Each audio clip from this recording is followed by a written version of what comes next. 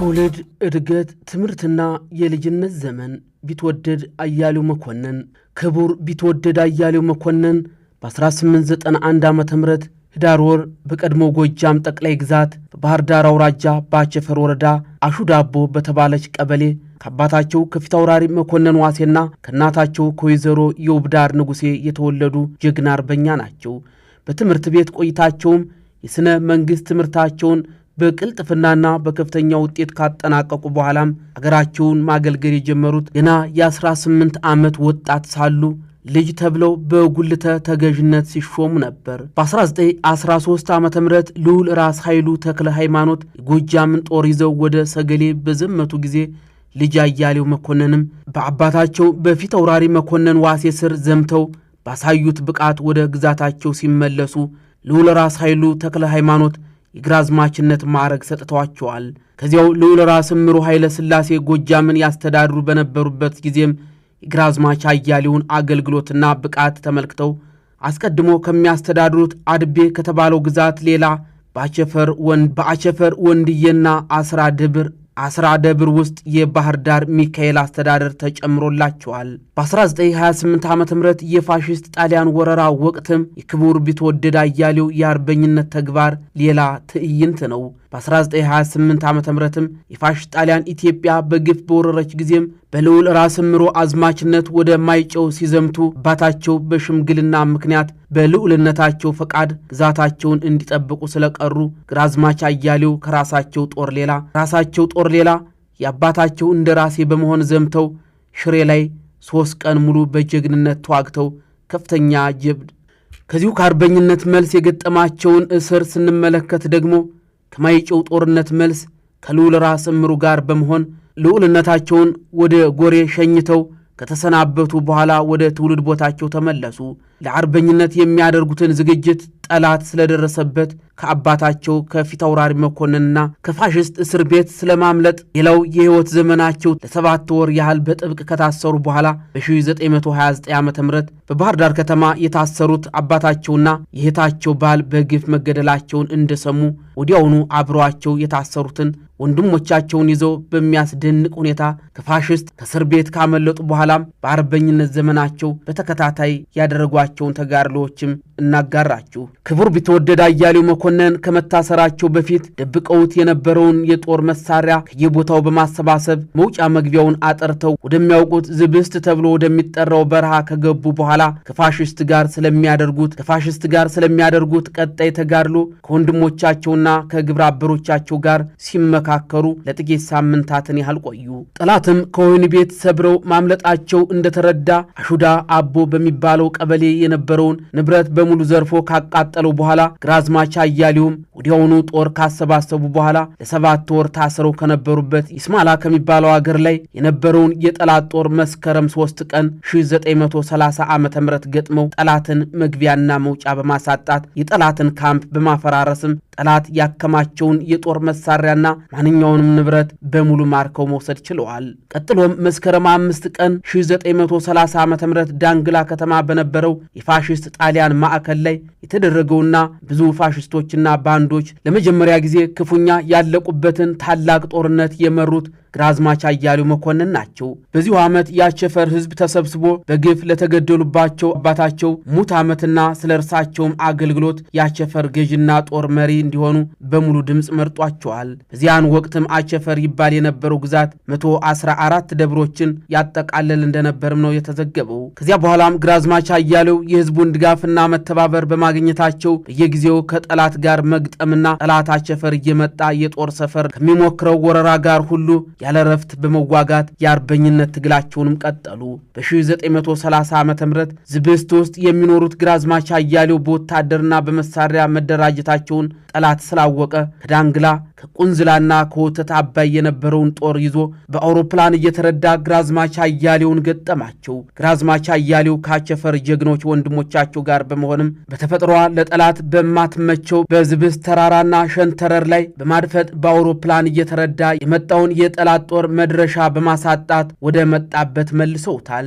በዚህን ጊዜ ጠላት የወሰደው እርምጃ ውጤት እንዳላስገኘለት ስለተረዳው ሽማግሌዎችን በመላክ ለመታረቅ ሞክሮ ነበር። ሆኖም ግራዝማች አያሌው ለፋሽስት ስብከት ሳይታለሉ ውጊያቸውን ቀጠሉበት።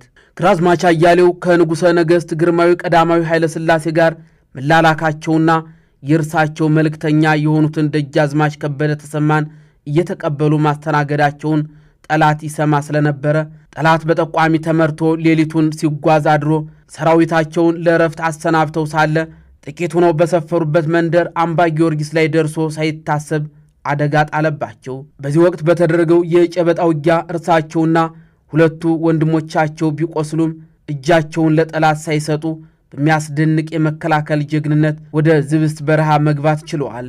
ከጠላት በተወረወረው ቦምብና በተተኮሰው ጥይትም እግራቸውን የተመቱት ግራዝማች አያሌውና ወንድሞቻቸው በበረሃ ሆነው ቁስላቸው እስኪያገግም ድረስ ከቆዩ በኋላም በየካቲት ወር 1930 ዓ.ም ራሳቸውን አድኖ ለመያዝ ከተላከው የጠላት ጦር ጋር አዳምና ከተባለው መንደር ላይ ተጋጥመው ብዙ ጀግኖች ወንድሞቻቸው በጦር ሜዳ በጀግንነት ተነባብረው ወድቀዋል። ግራዝማች አያሌው ተቀምጠውባት የነበረችው በቅሎ በጥይት ተመትታ ስትወድቅ፣ እርሳቸው ግን ምንም ሳይሆኑ በጠላት ላይ ብዙ ጉዳት አድርሰው ፋሽስትን ወደ መጣበት መልሰውታል። ግራዝማች አያሌው ምንም እረፍት ሳያገኙ ጦርነት ቀጥሎ በሚያዝያ ወር 1931 ዓ.ም ጭቃ ወንዝ ከተባለው ስፍራ ላይ ተጋጥመው ብዙ ሰዓት ከተዋጉ በኋላ ጠላት ሽንፈትን ተከናንቦ ወደ ጦር ሰፈሩ ወደ ዳንግላ ለመመለስ ተገዷል።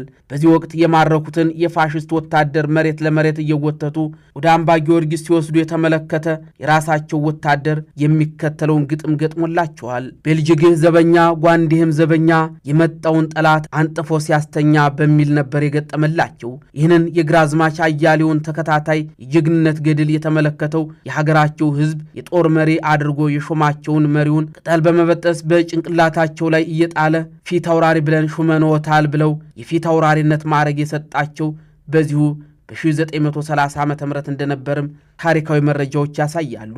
ፊት አውራሪ አያሌው ከጠላት ጋር በተከታታይ ውጊያ ገጥመው ድል የተቀዳጁባቸው የውጊያ አውዶች በርካታ ናቸው።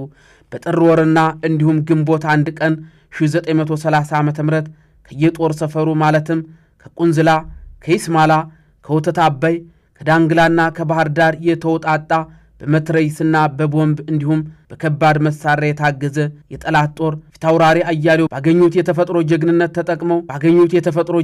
ተጠቅመው ሲገሰግስ በመጣው ወራሪ ጠላት ላይ ብዙ ጉዳት በማድረስ ወደ ጦር ሰፈሩ እንዲመለስ አድርገውታል። ኮሎኔል ቶሌሬ የተባለው የፋሽስት ጦር መሪ በ1932 ዓ.ም ዝብስት በተባለው ስፍራ ለሶስተኛ ጊዜ ፊት አውራሪ አያሌውን ገጥሟቸው የብዙ ወታደሩን ሬሳ ጥሎ ተመልሷል። ንጉሠ ነገሥቱ ቀዳማዊ ኃይለ ሥላሴ ለመምጣት በተቃረቡበት ሰዓት ሞራላቸው የበለጠ የጠነከረበት ጊዜ ስለነበር ፊት አውራሪ አያሌው ጠላትን ንፉሳ ጊዮርጊስ ላይ ተጋጥመው ድል አድርገው መልሰውታል።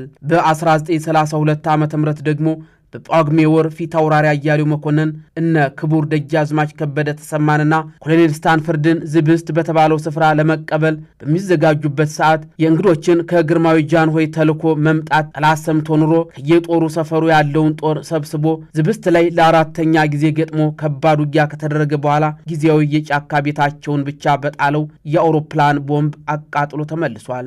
ይስማላ የተባለው ስፍራ ላይ መጥቶ የሰፈረው የጠላት ጦር በቀኛዝማች አያሌው ጦር እረፍት ስላጣ ካምፑን ለቆ ወደ በጌምድር ጠቅላይ ግዛት ሲሄድ ፊት አውራሪ ተከትለው ዱኩልካን ከተባለው ቀበሌ ላይ ጠላትን ውጊያ ገጥመው እስከ ምሽጉ ድረስ ተዋግተው ጠላትን አውድመው ተመልሰዋል።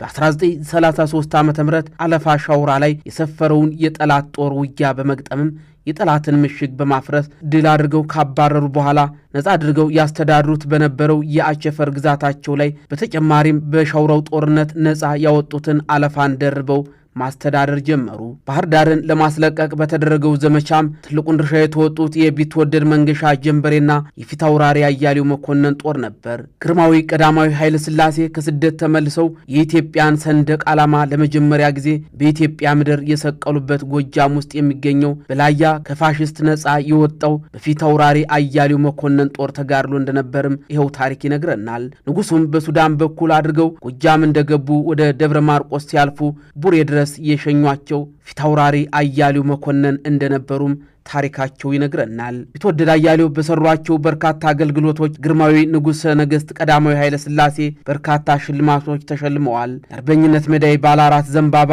የድል ኮከብ ሜዳይ፣ የኦሜድላ መታሰቢያ ሜዳይ፣ የቅዱስ ጊዮርጊስ የጦር ሜዳ ሜዳይ፣ ባለ 3 ዘንባባ፣ የኢትዮጵያ የክብር ኮከብ አዛዥ መኮንን ኒሻን፣ የኢትዮጵያ የክብር ኮከብ ታላቅ መኮንን ኒሻን፣ የዳግማዊ ምኒልክ ታላቅ መኮንን ኒሻንና የመሳሰሉት ሽልማቶች የተሸለሙ ስለመሆኑም ታሪካቸው ይነግረናል። ሰው ሆኖ ተፈጥሮ ምንም ጀግና፣ ደግ፣ አዋቂ በሰውም ዘንድ የተወደደና የተከበረ ቢሆንም ቅሉ ከመሞት የሚቀር ማንም የለምና ቢትወደድ አያሌው መኮንን ባደረባቸው ሕመም ምክንያት ባህር ዳር በፈለገ ሕይወት ሆስፒታል በሕክምና ሲረዱ ቆይተው በተወለዱ በ72 ዓመታቸው ሐምሌ 20 ቀን 1963 ዓ.ም ከዚህ ዓለም በሞት እንደተለዩ ታሪካቸው ይነግረናል። የኢትዮጵያ ሬፈረንስ .com እና ቻሜለ ታምሩን እንደ ምንጭነት ተጠቅመናል።